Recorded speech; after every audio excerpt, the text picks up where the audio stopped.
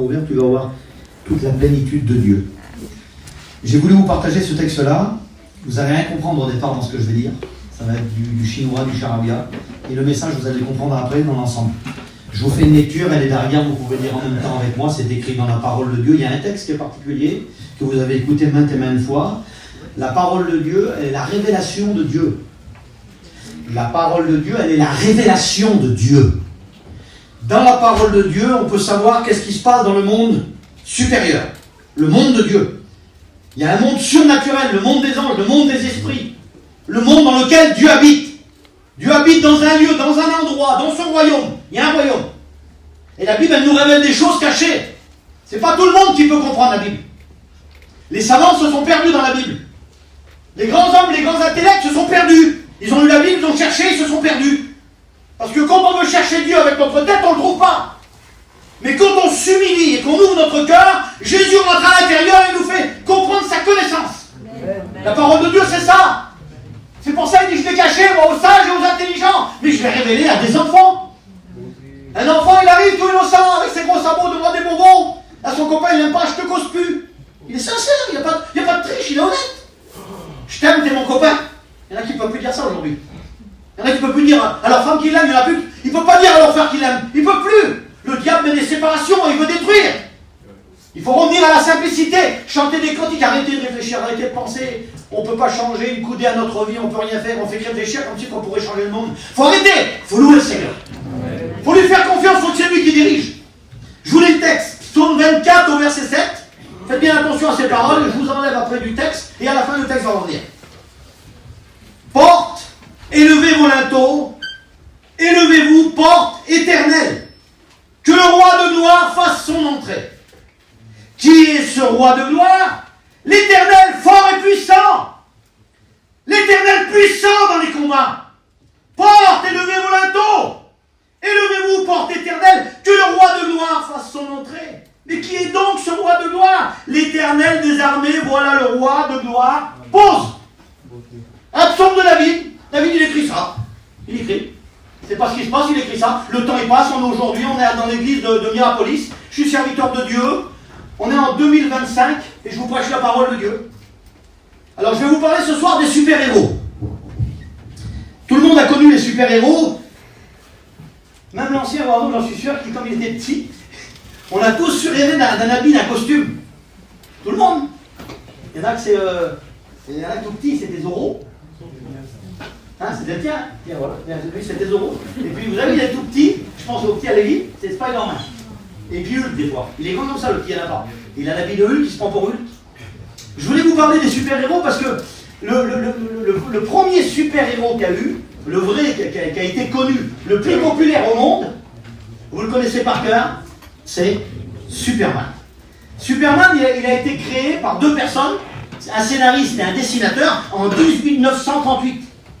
Il a été adapté ensuite dans de nombreuses fois, si vous voulez, dans les bandes dessinées, à la radio, au théâtre, et après ils ont fait des films. Vous savez pourquoi ils ont créé Superman? Parce que quand on est enfant, on s'accroche après notre père. Il est notre super-héros, notre père. On le regarde avec des yeux. Comme il disait Curtis, il regardait son père avec... C'est un super-héros. Pardonnez-moi, hein. Il y a des super-héros, des fois, ils sont pris par l'alcool. Ils sont pris par l'alcool. Et le petit regarde. Vous avez regardé un enfant qui est violent? C'est un enfant qui a pris des coups comme il était petit. Il ne veut pas retransmettre, lui. Mais ça y était transmis. Les meurtriers en série, ils ont été maltraités quand ils étaient enfants. Ça se transmet, les mauvaises choses. Les mauvaises choses se transmettent à nos enfants. On croit de vivre pour nous. On se détruit à nous. On détruit notre foyer. On détruit nos enfants. C'est comme ça que ça fonctionne. La malédiction, elle s'étale de génération en génération. Mais quand quelqu'un est béni de Dieu, quand quelqu'un vit la vie de Dieu, quand quelqu'un veut plaire à Dieu, quand quelqu'un cherche la face de Dieu, quand quelqu'un parle dans la direction de Dieu en vrai, la bénédiction de Dieu, elle descend sur la personne, mais elle coule sur les enfants. Vous n'avez rien à faire. Dieu s'occupe de vos enfants quand vous êtes dans la volonté de Dieu. Le premier super-héros, en 1938, Superman. Il a une cape, vous le connaissez par cœur. Bon, je vous l'accorde, il a un petit collant bleu. Il a des bottes rouges. Et puis voilà. C'est le rêve. Il peut parcourir le monde, il va d'une vitesse. Il défend l'orphelin. La veuve, quand elle est tout seule, il vient. Le voleur, quand il vient, qui c'est qu'arrive, c'est Superman. Et puis, vous savez, il a une puissance, Superman, il est indestructible. Indestructible. Et j'ai découvert que ces hommes-là, devinez où ils ont pris Superman. Alors, c'est encore plus fort ce que j'ai découvert. Ils l'ont découvert dans le livre de la Bible. Moïse. L'idée, elle est venue de Moïse. Moïse sauvé des eaux. C'était quelqu'un qui n'a rien à voir, qui est abandonné sur le fleuve du Nil, et puis qui est récupéré par la fille de Pharaon, et puis il est en plein cœur de l'ennemi. Ça a été pris par ça, je ne savais pas, non. Ils sont inspirés de la Bible. L'humanité, écoutez-moi bien, quand on grandit, nos parents nous quittent, on est tout seul. Et quand on passe par des difficultés, des problèmes, on a besoin de quelqu'un. On se retrouve bien souvent seul. J'aimerais vous dire qu'il y en a plein ici qui vont le dire. Encore qu'on a Jésus. Et ça, vous savez ce que je dis là. Dans les moments difficiles de la vie, encore qu'on a Jésus, Seigneur. Parce que des fois, on a besoin d'une épaule, on a besoin de quelqu'un, mais malheureusement, même la famille ne peut pas. Mais la Bible, elle dit, même si ton père t'abandonne, il dit, moi l'Éternel, je ne t'abandonnerai jamais. Le premier super-héros, écoutez bien. C'est le premier super-héros qui a été cité. Ça a été Superman. Superman, il avait des qualités extraordinaires. Hein. Mais Superman, c'est fictif. C'est une création, il n'existe pas. On en aurait besoin des fois. Hein. Quand il y a des gens, des fois, qui nous font des misères, ou il y en a qui nous veulent du mal, et puis qu'on n'est pas méchant. Il y en a qui nous disent des choses et on ne peut rien faire. Et des fois, on est chrétien, on ne le fait pas, mais des fois, on voudrait même faire quelque chose. Et des fois, on dit, je suis chrétien, mais c'est un peu la trouille. La vérité, il y en a qui c'est beaucoup la trouille. Si je serais chrétien, ça ne va pas passer comme ça, c'est ça. On le sait, ça, la vérité. Au fond de nous-mêmes, on sait, on n'est pas des bagarres. Pas des bagarres. Mais j'aimerais vous dire, moi, dans la parole de Dieu, il y avait un moment qui s'est passé, et je vous emmène maintenant dans le message. Ça s'est passé dans les juges. Il s'est passé quelque chose dans les juges, regardez. Je suis content, il y a plein de jeunes ce soir qui est venu. Que Dieu soit béni pour la jeunesse. Juge 6 au verset 1er. Les enfants d'Israël firent ce qui déplaît à l'Éternel. Retenez le mot là, le petit détail là. Les enfants d'Israël, c'est qui Israël? C'est quoi? Les enfants de la mission.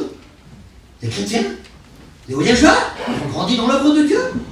Les chapiteaux, les missions, les conventions, on connaît, on a grandi là-dedans. C'est question de temps, je donne ma vie au Seigneur. Je suis rétrograde, mais j'aime Dieu, je vais revenir à Dieu. Les enfants d'Israël firent ce qui déplaît. Il n'a même pas parlé de péché, attention, hein. Déplaisant, quelque chose qui n'est pas agréable. Est-ce qu'il y aurait des choses qui déplaisent à Dieu dans notre vie, dans notre façon de faire? Contrarier Dieu dans notre compagnie. Imaginez-vous qu'on contrarie Dieu. La Bible a dit qu'on peut contrarier le Saint-Esprit. Vous savez ça? Le Saint-Esprit peut être contrarié. Vous avez déjà parlé de quelqu'un contrarié? C'est difficile pour le ramener, hein. Il est plus pareil avec nous, il nous regarde de loin, il nous fait moins attention. Ah, il est contrarié. Quelle peur de contrarier le Saint-Esprit. Peut-être que tu as contrarié le Saint-Esprit dans ta vie, c'est peut-être pour ça que tu ne ressens plus rien. Peut-être que le Saint-Esprit se cache dans la parole de Dieu, il est écrit qu'il se cache maintes et maintes fois. Je crois que plus 18 ou 20 fois, il est écrit je me cache, pour qu'on me cherche. Dieu, c'est comme ça. Au bout d'un certain moment, il veut que tu le cherches. Parce que tu ne fais plus attention. Les enfants d'Israël firent ce qui déplaît à l'Éternel, et l'Éternel les livra entre les mains des Madianites. Seigneur, mais comment? Les Madianites, vous savez ce que c'était les Madianites? C'était l'ennemi d'Israël. Donc on a un peu le caractère de Dieu là. En fin de compte, quand on fait des choses qui déplaisent à Dieu, c'est-à-dire on marche à notre façon à nous, on marche plus à sa façon. Ah, je connais, moi, je sais, ça fonctionne comme ça, mais tu marches à ta façon, mais tu as contrarié Dieu. Tu as raison dans tes raisonnements, mais tu as contrarié Dieu. Il n'y a plus de bénédiction dans ton foyer, il n'y a plus de bénédiction dans ton ministère, il n'y a plus de bénédiction dans ce que Dieu t'a choisi dans le diaconat. Dans ta petite vie chrétienne, il n'y a plus rien. Tu contraries Dieu dans ta façon de faire. Écoutez, hein, la main de Madian fut puissante sur Israël à cause qu'ils ont déplu à l'Éternel. Alors, qu'est-ce qui est passé? Écoutez bien, c'est important. Essayez d'être avec moi. Il y en a qui sont déjà ailleurs. Écoutez bien. Contre Israël. Pour échapper à Madian, les enfants d'Israël se retiraient dans des ravins. Obligés. L'ennemi venait parce qu'il leur prenait tout. Une petite bénédiction, d'un seul coup, je suis béni, je vais à la réunion, mais je ne regarde pas, c'est terrible. Hein. L'ennemi vient toujours voler. Tac, il vient prendre. Il vient prendre à chaque fois, il vient prendre. La main de Madian était puissante contre Israël. Et pour échapper à Madian, les enfants d'Israël, écoutez bien, hein, se retiraient dans des ravins, des montagnes, dans des cavernes, dans des rochers fortifiés. Quand Israël avait semé, Madian montait avec Amalek et les fils de l'Orient. Et ils marchaient contre lui. Ils campèrent face à eux et ils détruisaient tout ce qu'ils produisaient.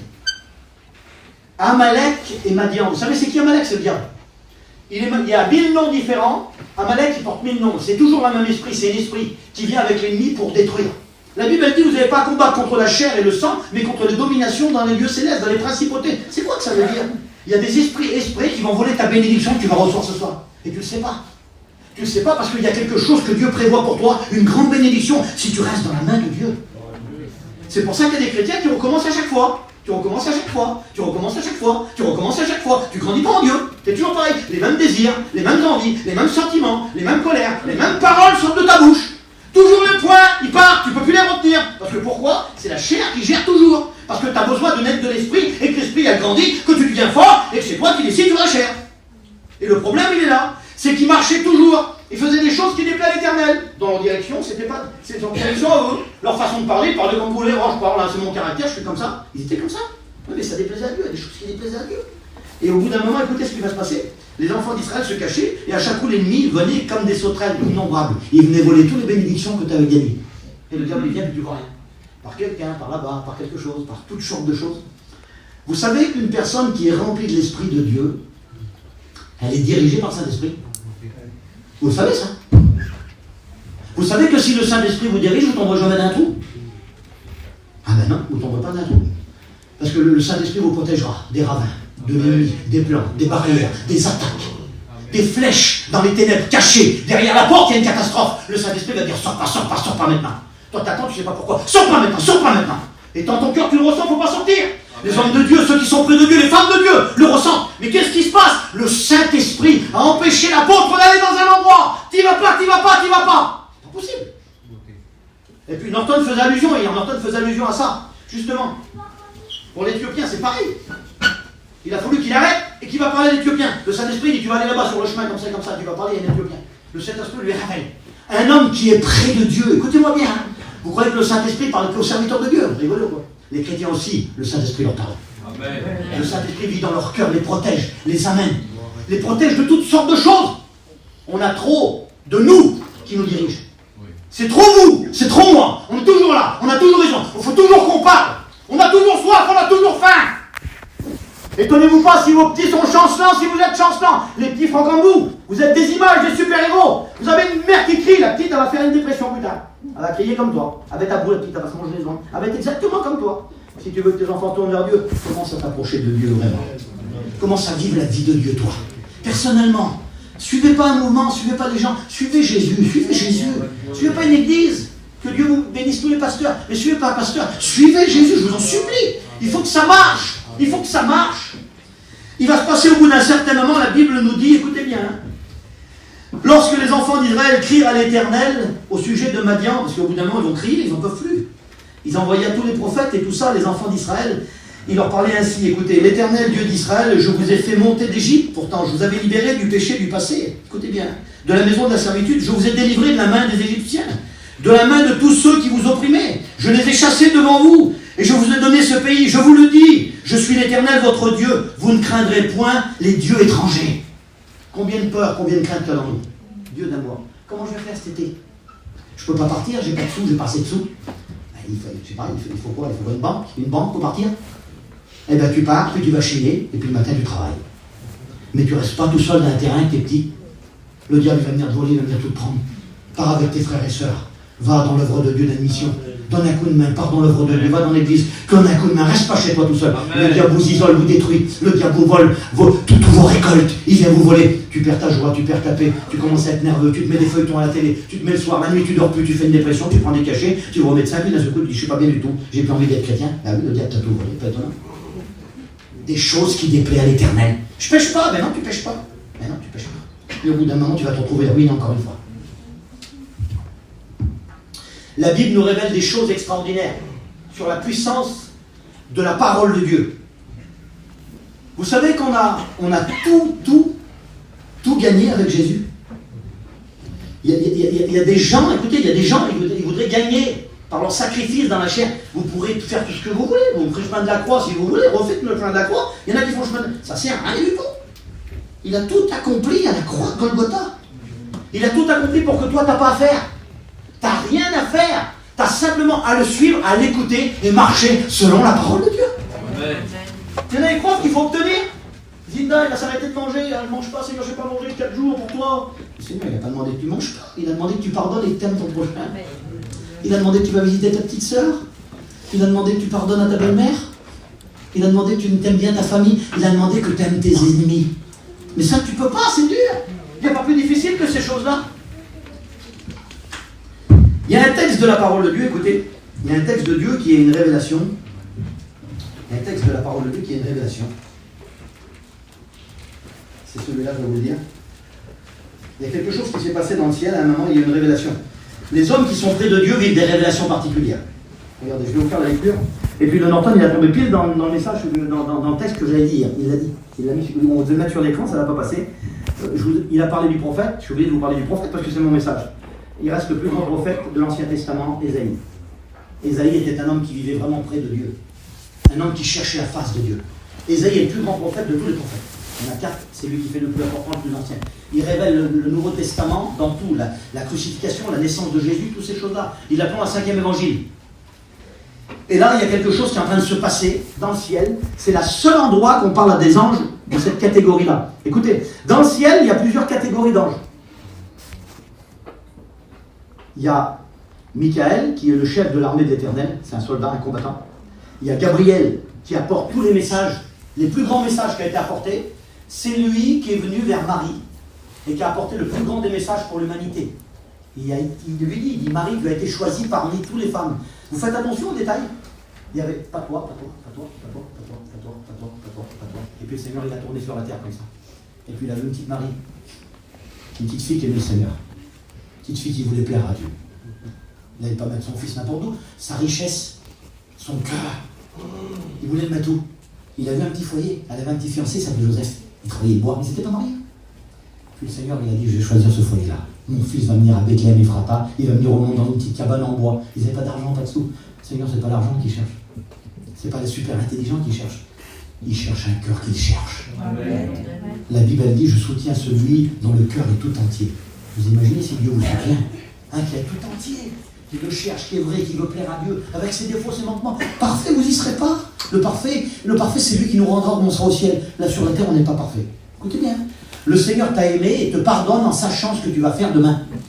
Non mais vous êtes conscient que Dieu sait ce qu'il y a demain. Le Seigneur, il sait que tu vas te lever contrarié demain. Parce que tu as plein d'affaires à faire, tu vas travailler les papiers, il faut les chiner. Le Seigneur savait tout ça. Il savait ce que tu allais dire, le gros mot que tu allais dire, la colère. Le Seigneur savait déjà, il t'a aimé quand même. Et il t'a pardonné quand même, et il t'aime quand même, et il te donne encore ta chance, et il va encore te bénir. L'amour de Dieu, ça va beaucoup plus grand que... Il n'y a pas de temps, il n'y a pas de passé. Dieu est tout, en tout et pour tout.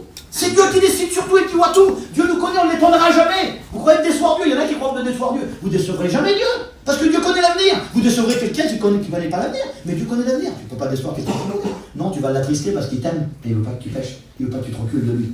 Il veut que tu restes dans sa volonté, dans sa face. Amen. Dieu veut ça. Amen. Ésaïe 6 nous révèle quelque chose qui s'est passé dans le ciel. Retenez bien, c'est important. Regardez, on rentre dans le message encore. Hein. Ésaïe 6. L'année de la mort du roi Osias, il y a un roi qui est mort là. Il y a une vision qui va être à Ésaïe. Je vis le Seigneur sur son trône. Ça va ce qu'il voit cet homme-là. Écoutez bien. Son trône était très élevé, le pan de sa robe remplissait le temple.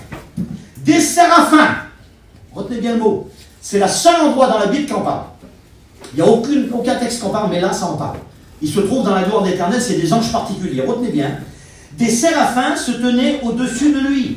Il y en avait chacun qui avait 6 ailes. 2 ailes qui se couvraient les pieds, 2 ailes qui se servaient pour voler, et ils en avaient des autres pour se cacher la face. Ils criaient l'un à l'autre continuellement devant Dieu, Saint, Saint, Saint est l'Éternel des armées.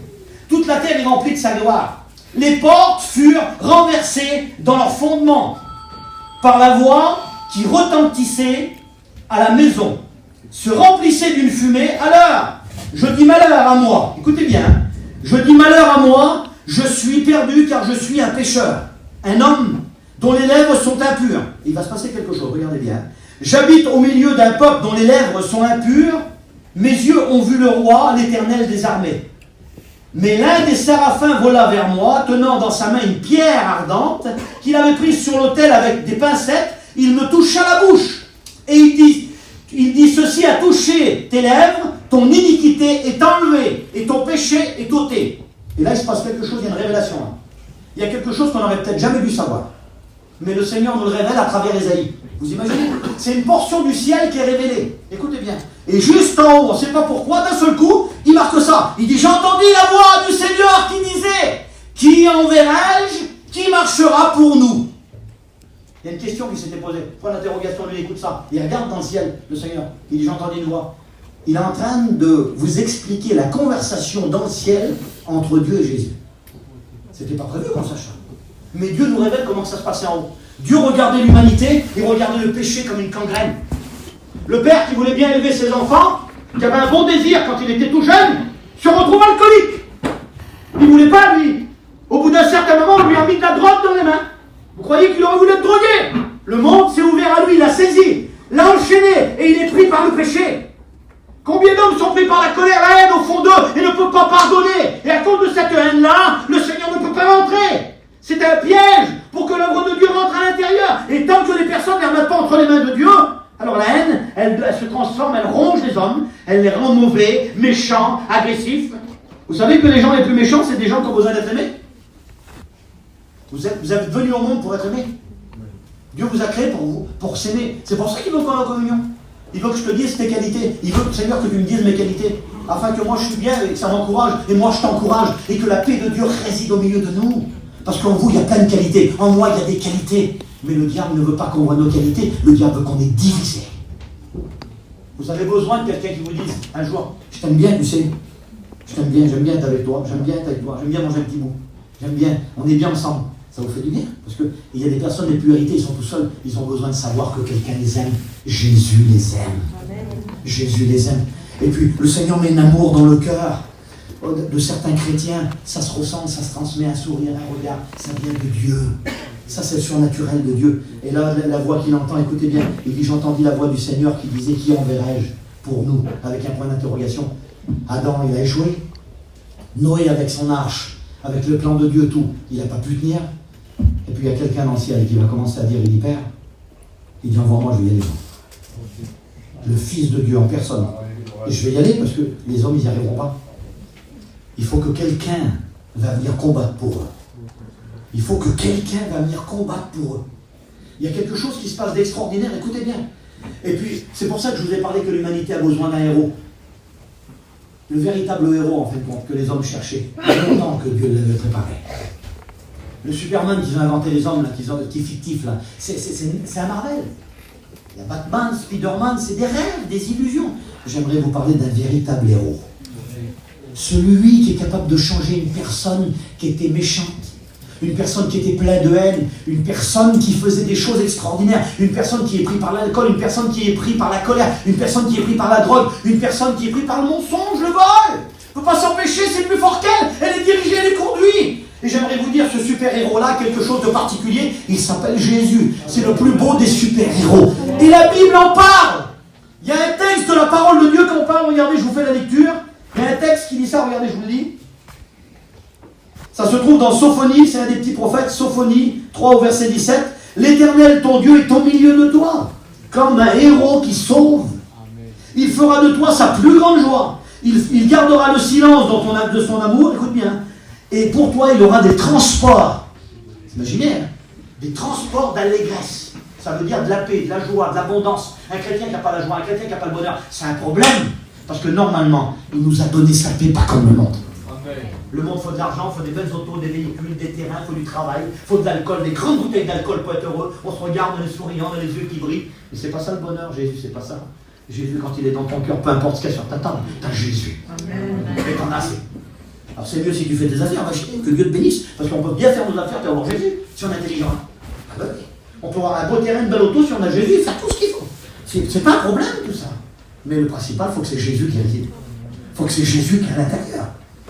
Il nous révèle cette révélation à l'intérieur qui est cachée là, il est en train de nous révéler. Alors le peuple de Madian qui est là, ils ne savent pas comment ils vont faire. Comment ils vont faire pour s'en sortir? Et puis la Bible nous dit qu'il y avait un jeune garçon qui était là. Il s'appelait Gédéon. Vous la connaissez par cœur l'histoire. Il est en train de battre du froment. Et puis vous connaissez l'histoire, qu'est-ce qui va se passer? L'ange de l'Éternel, il arrive vers lui. L'ange de l'Éternel, il commence à arriver vers lui. Et puis il dit, vaillant héros. Seigneur Jésus. Comment un héros? Imaginez-vous sur vous, là, si Saint-Esprit vous dirait vaillant héros. Pareil, comment? Mais je ne suis pas un vaillant héros. Si tu saurais ce que tu as dans toi, si tu saurais ce que tu pourrais faire avec ce que Dieu est en train de te faire, si tu pourrais prendre conscience de qui tu es réellement, et te réveiller spirituellement et voir la puissance de Dieu. En vous habite le Père, le Fils et le Saint-Esprit. C'est-à-dire vos peurs, vos craintes, vos doutes, vos maladies là. Parce qu'il est capable de guérir un malade. Après là, on va laisser un moment, il y a Christophe qui est venu là. On va laisser un moment pour les malades là. Mais comme il dit dans le texte, il sera fait selon ta foi là. C'est toi, comment t'es depuis tout à l'heure? T'es sur le téléphone? Tu penses à quoi? À quoi? Tu veux quoi? Moi, il y en a dans la réunion, je me demande ce qu'ils veulent, moi. Ils sont chrétiens, ils sont là, sur le téléphone pendant une heure. Ils sont là-bas, ils baillent, regardant la pancarte. Mais tu veux être béni ou tu veux te promener? Non, mais vous voulez vous promener ou vous voulez être béni? Quand on est dans la réunion, il faut être béni. Amen. Quand on va au coiffeur, il faut se faire couper les cheveux, tu vas rester en restaurant. Mais quand on rentre dans la réunion, il faut qu'on cherche la face de Dieu. Amen. Il faut que, Seigneur, il faut que tu me changes, il faut que tu me bénis. Il faut que je sois béni. Il y a des jeunes, l'autre jour, je faisais la réunion, ils étaient sur le téléphone, ils disaient, non, tu es mal avec les autres, t'es trop beau, tout peigné. Le téléphone, il fait rigoler. Il en est. Il dit chrétien qui est baptisé, mais reçoit rien. Il n'a rien reçu. Il chante, il bénit pas, il fait rien. Mais c'est normal, parce que c'est le Saint-Esprit qui fait tourner. Il faut que le Saint-Esprit habite en vous. Vous ne comprenez pas que pour que ça marche, il faut qu'il y ait un Saint-Esprit. Quand vous êtes rempli d'onction de Dieu, il y a le Saint-Esprit. Mets-moi la deuxième photo là. Regardez ce texte-là.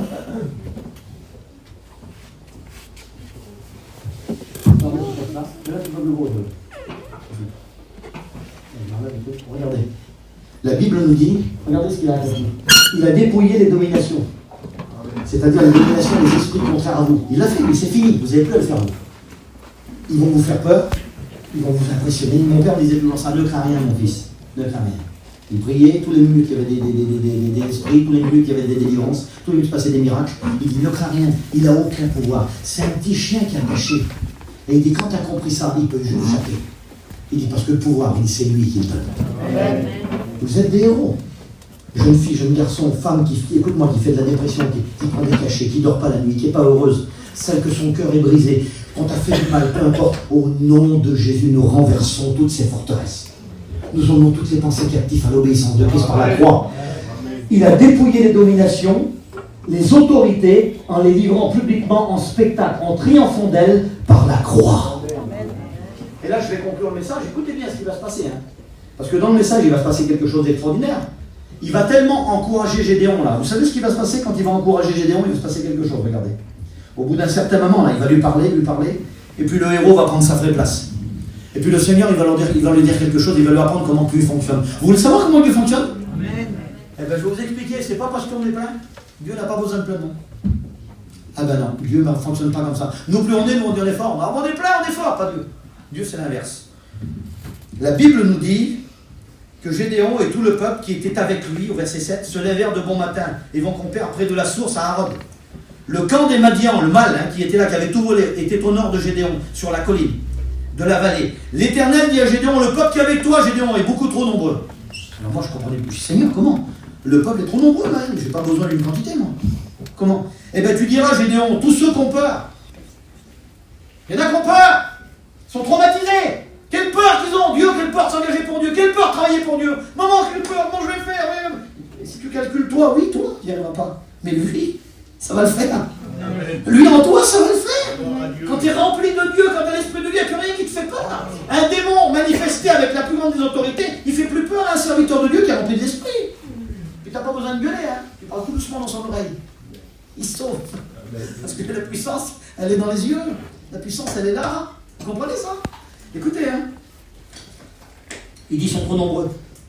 La Bible va nous découvrir qu'il y en avait dedans qui avaient peur. Ils étaient 32 000. Écoutez bien, 32 000. Il y en a 10 000 qui partent. Il dit, celui qui a peur, là, il dit, qui s'en va? Tout le monde commence à s'en aller.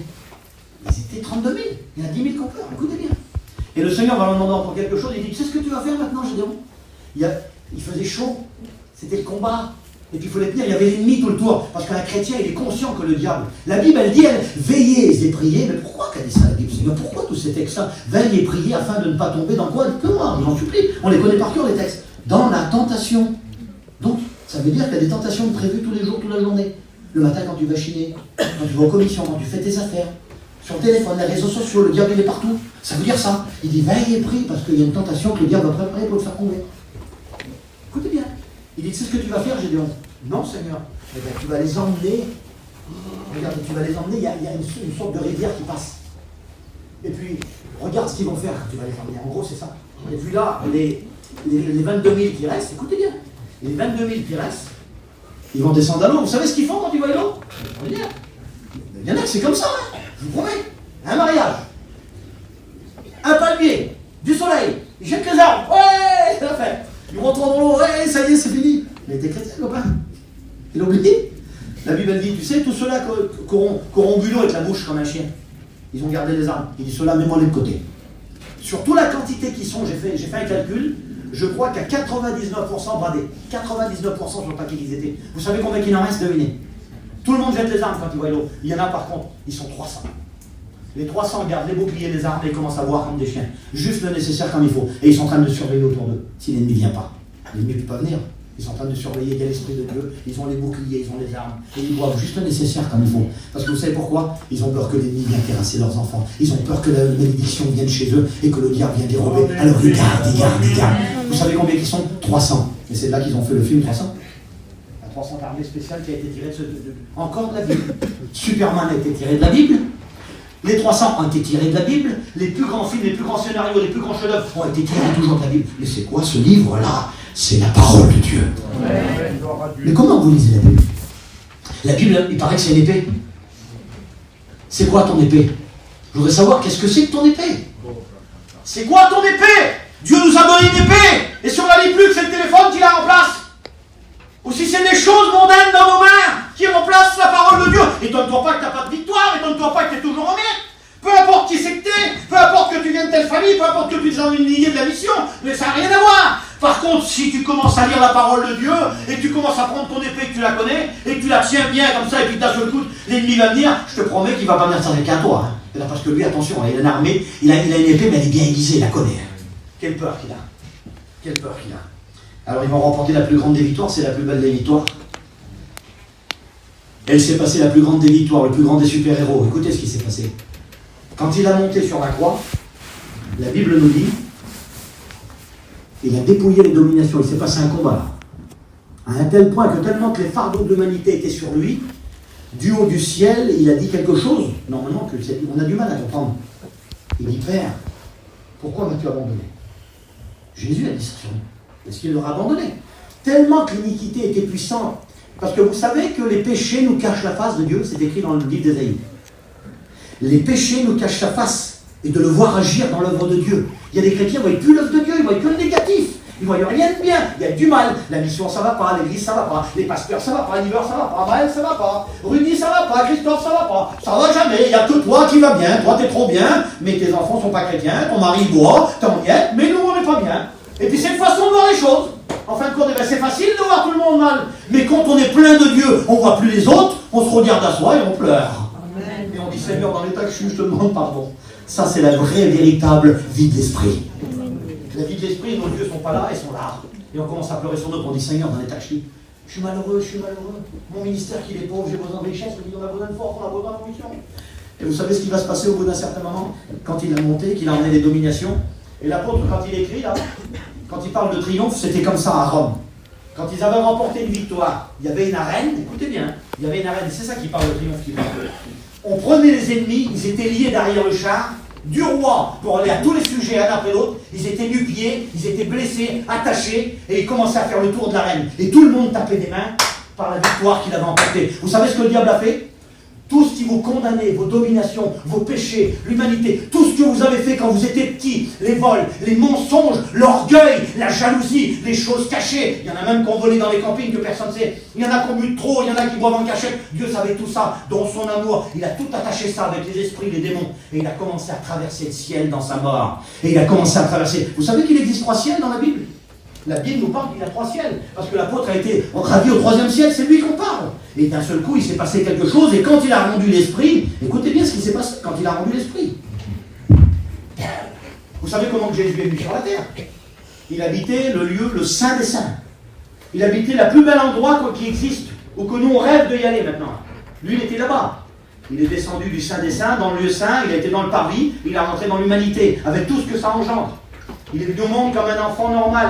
Il a pleuré, il a souffert, il a perdu son père. Jusqu'à la croix. Jusqu'à la croix. Et quand il a monté sur la croix, c'était pour racheter l'humanité. Tes péchés que tu allais commettre. Afin que tu n'as plus besoin, toi, d'essayer d'effacer comme avant, qu'on les couvrait, les péchés, il les a ôtés par son sang précieux. Et qu'est-ce qui s'est passé là, au bout d'un certain moment? Quand il il a rendu l'âme, écoutez bien, et qu'il est parti, son esprit est parti. Mais lui, il n'était pas comme n'importe qui, parce que le péché ne l'a pas touché. Il a resté pur et saint. Il a porté le péché sur la croix pour toi. Mais lui, il n'avait pas de péché. C'est ton péché à toi qu'il a porté. Et quand il est mort sur la croix, il a commencé à monter au ciel. Premier ciel, écoutez bien maintenant le message. Là, j'ai la conclusion. Soyez attentifs. Deuxième ciel, mais il y a un ciel qui est pratiquement super privé. Le summum des ciels, le royaume de Dieu. Mais il y a des gardiens en haut. Les gardiens, c'est les gardiens des portes du ciel. En ce sens-là, personne n'a fait le retour jusqu'à là-bas. Personne ne peut y aller. Parce qu'il faut quelqu'un de particulier.